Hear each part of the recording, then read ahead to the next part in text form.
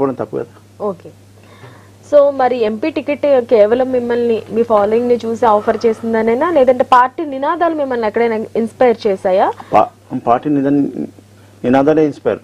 బహుజన party అంటేనే ఈ యొక్క పేదరికంలో ఉన్నటువంటి ప్రజలందరి మెజారిటీ ఆఫ్ పీపుల్ యొక్క పార్టీ. మాయావతి గారు కూడా ఎంతో కష్టపడుతున్నారు మన పార్టీ బలోపేతం అధికారంలో రావాలి, పేదలు గాని మధ్యతరగతి వాళ్ళు గాని మనకు బెనిఫిట్ పొందాలి, మన మాటలు వినాలి, నాయకులు మనకు బెనిఫిట్ కావాలంటే మన పార్టీ ఉండాలి. మన పార్టీ ఉంటేనే మన నాయకులు ఇంటరు, మనకు పనులు అవుతాయి. ఈ దొరల పార్టీలు వాళ్ళు మనల్ని ఓటర్గానే భావిస్తున్నారు.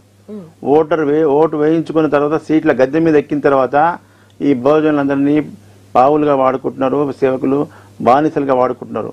కాబట్టి బానిసగా ఉండకుండా మనం అధికారంలోకి రావాలన్నదే ప్రజల చైతన్యం తీసుకురావాలన్నదే మన ఏకైక లక్ష్యం. ఓకే, మరి ఈ ఎన్నికల ప్రచారం కోసం మరి ఎందుకు బెహెన్జీ గాని కాంశీరామ్ గారు కానీ ఇక్కడికి రాకపోవడం జరిగింది?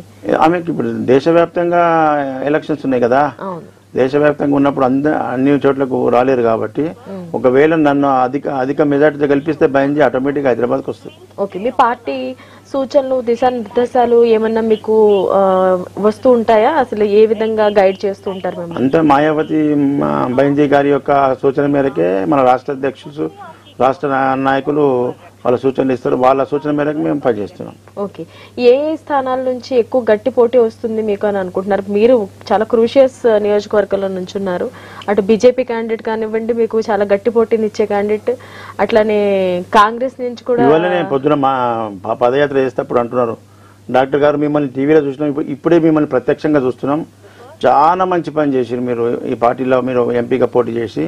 గతం నుంచి కూడా ఈ పాత మొఖాలు చూసి మాకు బోర్ వస్తున్నది, కొత్త క్యాండిడేట్ వస్తే బాగుండని మేము ఎప్పటి నుంచో అనుకుంటున్నాం. వాళ్ళ మొఖాలు చూసి చూసి బోర్ వస్తున్నది. ఎమ్మెల్యేగా ఉన్నప్పుడు కూడా ఇప్పుడు ఒక్కొక్కరికి 2 పదవులు లేరునేమో లేకేడుస్తుంటే, ఎమ్మెల్యేగా ఉన్న వాళ్ళకు మళ్ళీ ఎంపీ టికెట్. ఒకవేళ ఎంపీ గెలుస్తావు, గెలిచిన తర్వాత ఇప్పుడు ఏం చేయాలి? ఎమ్మెల్యేకి రాజీనామా చేయాలి. ఎమ్మెల్యే రాజీనామా చేస్తే మళ్ళీ ఈ వాళ్ళని గెలిపించడానికి మళ్ళీ ఎలక్షన్స్ పెట్టాలి ప్రభుత్వం. మరి ఆ డబ్బంతా ఎంత ఖర్చు? కోట్ల రూపాయల ఖర్చు కదా. ఆ డబ్బు ఎవరిది? ప్రజలది. ప్రజల డబ్బును వృధా చేయడమే కదా. మీ రాజకీయాల్లో మీ పార్టీలో ఎంతో మంది పదవులు లేని వాళ్ళకి ఇవ్వచ్చు కదా అవకాశం. ఉన్న వాళ్ళకే 2 టికెట్లు ఇచ్చుకొని ఈ విధంగా టికెట్లు అమ్ముకొని, ఎవరు డబ్బు ఇస్తే వాళ్లకు టికెట్లు ఇచ్చుకొని అమ్ముకునే ఈ దురల పార్టీలో మనం బాగుపడలేము. ప్రజలారా, మన పార్టీ మనం గెలుచుకోవాలి. బహుజన సమాజ్ పార్టీ ప్రతి ఒక్కరు కూడా బీసీ, ఎస్సీ, ఎస్టీ అనేది అంతా కూడా ఐకమత్యంగా కండి ఈ పార్టీని ఇప్పుడు ఎలక్షన్సే కాదు, ఎలక్షన్ తర్వాత కూడా నేను బలోపేతం చేసి బహుజన సమాజ్ పార్టీని బలోపేతం చేస్తా, అధికారంలో తీసుకురావాలన్నదే నా